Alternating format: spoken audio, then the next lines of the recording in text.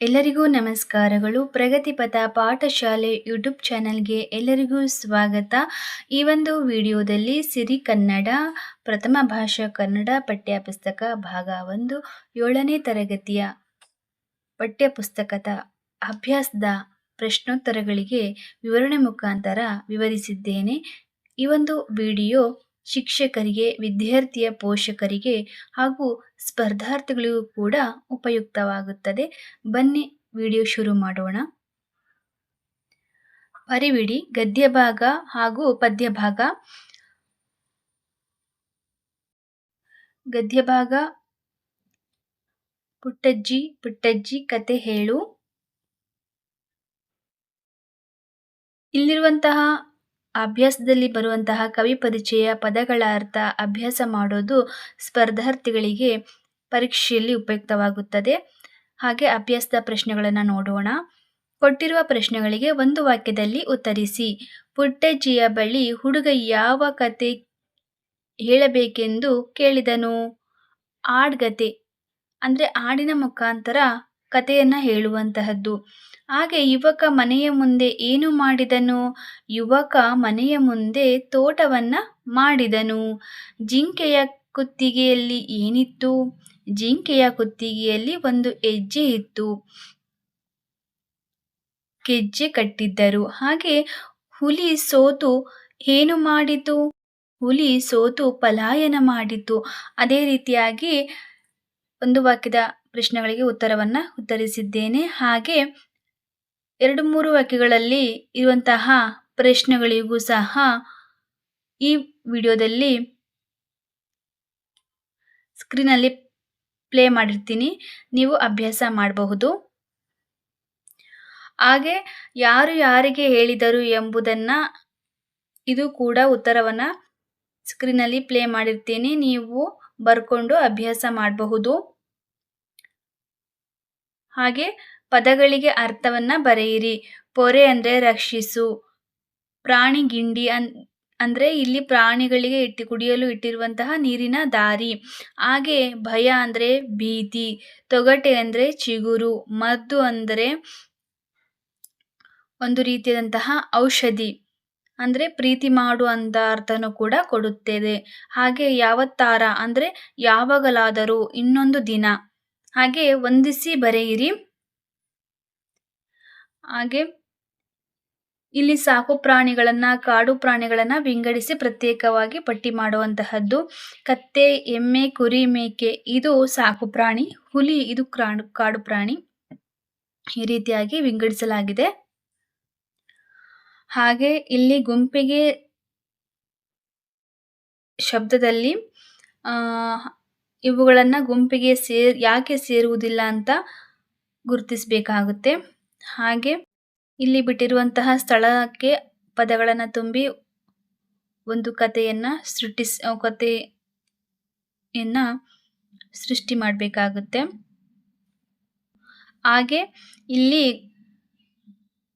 ವ್ಯಾಕರಣ ವಿಷಯಕ್ಕೆ ಸಂಬಂಧಿಸಿದ ಅಭ್ಯಾಸದಲ್ಲಿ ಕಥೆಯಲ್ಲಿ ಇರುವ ಯುವಕ ಅಂದರೆ ಇಲ್ಲಿ ನಾಮಪದ ಶಂಕರ, ಯುವತಿ ಗೌರಿ, ಕಥೆಗಾರ ಲಂಕೇಶ್, ಹಳ್ಳಿ ಮಾನೇಹಳ್ಳಿ, ಹಾಗೆ ನದಿ ಕಾವೇರಿ. ಹಾಗೆ ಇಲ್ಲಿ ಕೊಟ್ಟಿರುವಂತಹ ಪದಗಳಲ್ಲಿ ರೂಢನಾಮ, ಅಂಕಿತನಾಮವನ್ನು ಗುರುತಿಸಬೇಕಾಗುತ್ತೆ.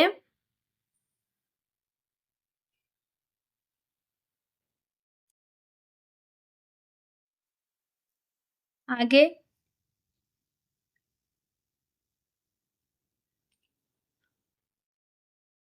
ರೂಢನಾಮ ಮತ್ತು ಸರ್ವನಾಮಗಳನ್ನು ಗುರುತಿಸುವುದು.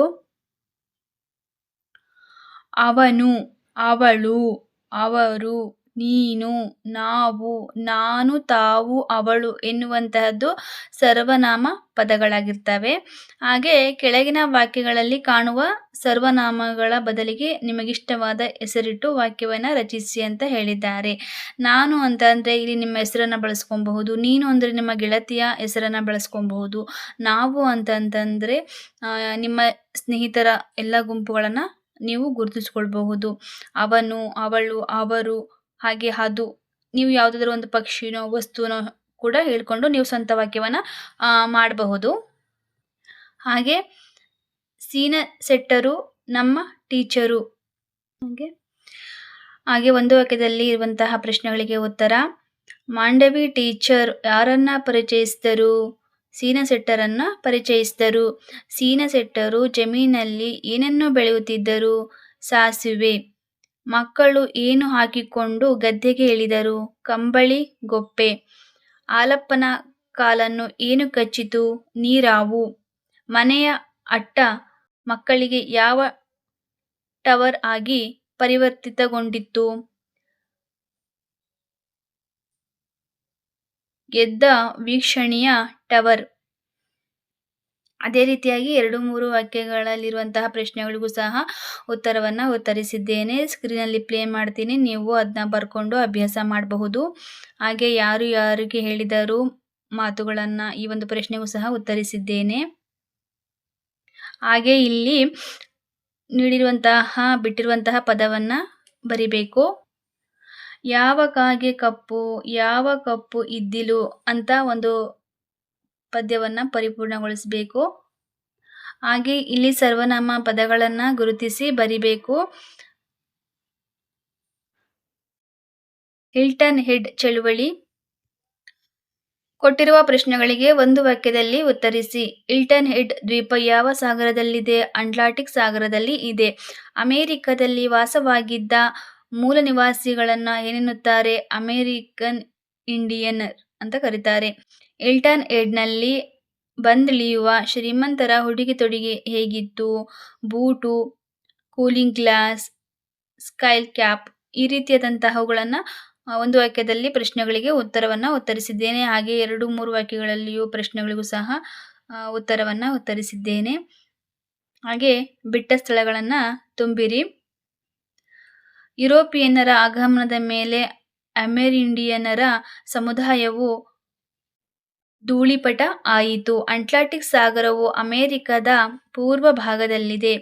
ವಿಧಿ ಇಲ್ಲದೆ ಕೊನೆಗೆ ನ್ಯಾಯಾಲಯದ ಮೊರೆ ಹೋಗಬೇಕಾಯಿತು.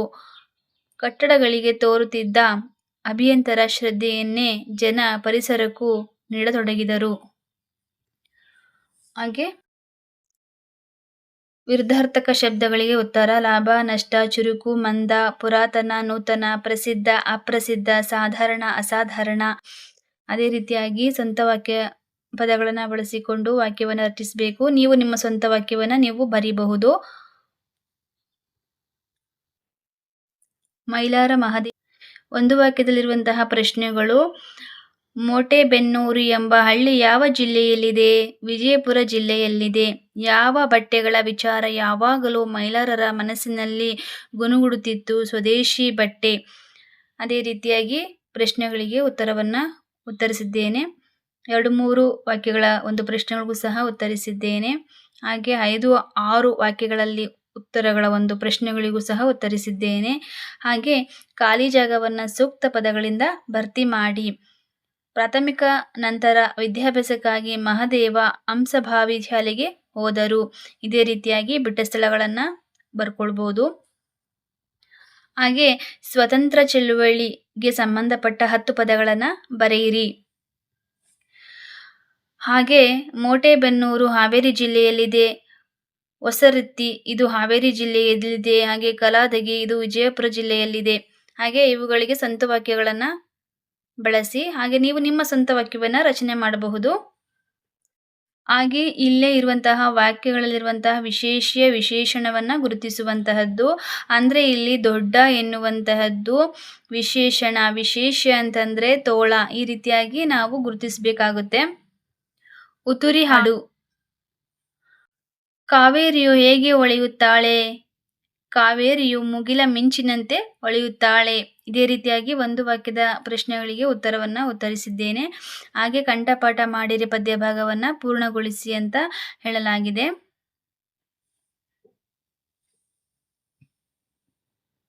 ಹಾಗೆ ಇಲ್ಲಿ ಸಹಕಾರ ಸ ಪ್ಲಸ್ ಅ ಸ, ಹ ಪ್ಲಸ್ ಅ ಹ, ಕ ಪ್ಲಸ್ ಹ ಖ, ರ ಪ್ಲಸ್ ಹ ರ. ಸಹಕಾರ ಈ ರೀತಿಯಾಗಿ ಪದಗಳನ್ನು ಬಿಡಿಸಿ ಬರಿಬೇಕು. ಹಾಗೆ ಗುಣಿತಾಕ್ಷರಗಳನ್ನು ಕೂಡಿಸಿ ಬರೆಯಿರಿ. ಸ, ರೇ, ಸ, ಓ ಅಲ್ಲ ಇದು ಸ, ರೋ, ವ, ರ ಸರೋವರ. ಹಾಗೆ ಚ, ಹೂ ಹಾಗಾಗಿ ಳು, ಚಳು, ವ, ಳಿ ಚಳುವಳಿ. ಈ ರೀತಿಯಾಗಿ ಗುಣಿತಾಕ್ಷರಗಳನ್ನು ಕೂಡಿಸಿ ಬರಿಬೇಕಾಗುತ್ತೆ. ಸ್ವಾತಂತ್ರ್ಯ ಸ್ವರ್ಗ. ಒಂದು ವಾಕ್ಯದ ಪ್ರಶ್ನೆಗಳಿಗೂ ಸಹ ಉತ್ತರವನ್ನು ಉತ್ತರಿಸಿದ್ದೇನೆ. ಹಾಗೆ ಕೆಳಗಿನ ಪದಗಳಿಗೆ ಸಮಾನಾರ್ಥಕ ಪದಗಳನ್ನು ಬರೆಯಿರಿ. ಜಗ, ವಿಶ್ವ, ಸತ್ಯ, ನಿಜ, ಮರಳುಗಾಡು, ಮರುಭೂಮಿ, ಪ್ರವಾಹ, ನೆರೆ, ಪ್ರೀತಿ, ಅನುರಾಗ, ಅನುಗ್ರಹ, ಕೃಪೆ, ಆಶೀರ್ವಾದ ಸಮಾನಾರ್ಥಕ ಪದಗಳು. ಹಾಗೆ ಈ ಒಂದು ಪದಗಳಿಗೆ ಸ್ವಂತ ವಾಕ್ಯವನ್ನು ರಚಿಸಿ. ನೀವು ನಿಮ್ಮ ಸ್ವಂತ ವಾಕ್ಯವನ್ನು ರಚಿಸಬಹುದು. ಹಾಗೆ ವಾಕ್ಯದಲ್ಲಿ ತಪ್ಪನ್ನು ಸರಿಪಡಿಸಿ ಅಂತ ಹೇಳಿದ್ದಾರೆ. ಇಲ್ಲಿ ಹಕ್ಕಿಯಾಗುತ್ತೆ. ಹಾಗೆ ಇಲ್ಲಿ ಸ್ವರದ ಒಂದು ಹಾ ಇದ್ದಾಗ ಹಕ್ಕಿಯಾಗುತ್ತೆ. ಇಲ್ಲಿ ಹಕ್ಕಿಯನ್ನು ತಿನ್ನುತ್ತಿದೆ.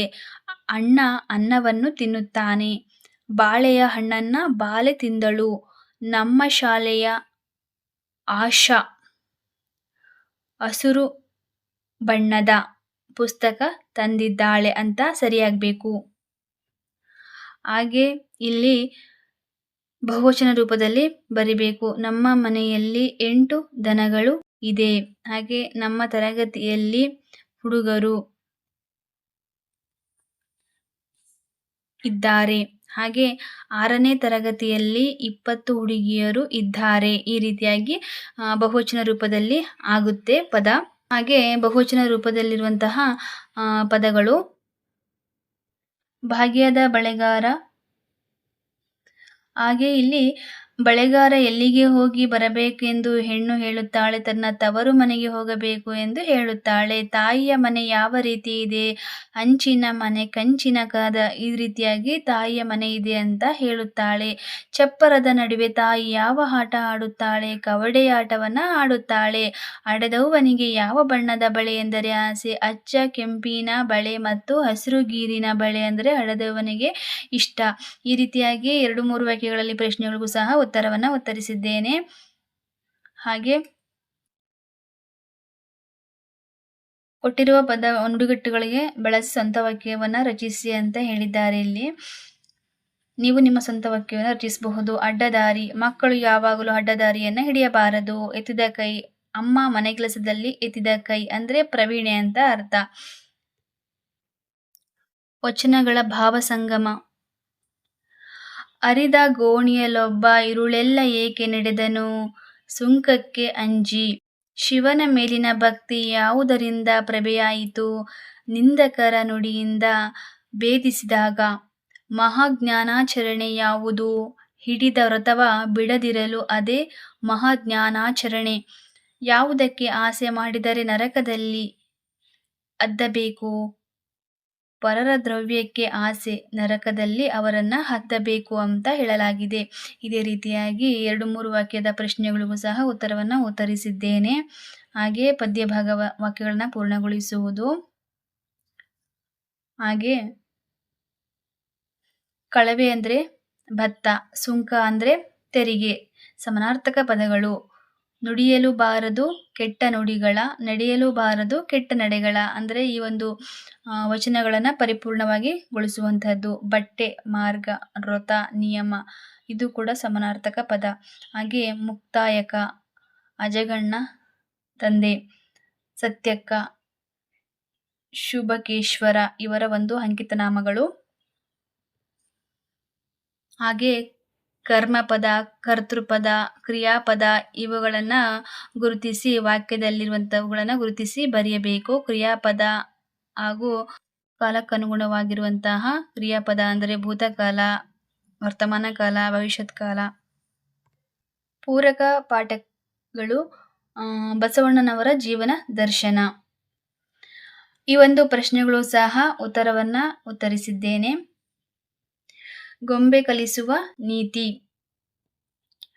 ಜೀವನದಲ್ಲಿ ಸೋತವರಿಗೆ ಗೊಂಬೆಯು ಕೊಡುವ ಧೈರ್ಯವೇನು? ಏನೇ ಬರಲಿ ಯಾರಿಗೆ ತಲೆಯ ಬಾಗಬಾರದು ಅಂತ. ಹಾಗೆ ಗೊಂಬೆಯು ಹೇಗೆ ತೂಗುತ್ತಿರುತ್ತದೆ, ಕಷ್ಟವೋ ಸುಖವೋ ಅಳುಕದೆ ಆಡಿ ತೂಗುತ್ತಿರುತ್ತದೆ. ತಾವು ಕಷ್ಟಪಟ್ಟರೂ ಲೋಕಕ್ಕೆ ಉಪಕಾರ ಮಾಡುವ 3 ಸಂಗತಿಗಳು ಯಾವುವು?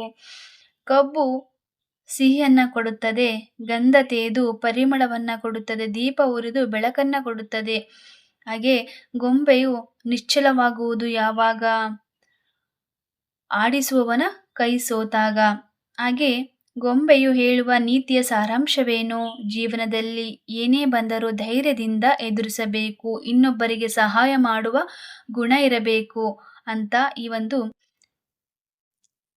ನೀತಿಯನ್ನ ಸಾರುತ್ತದೆ. ಧನ್ಯವಾದಗಳು.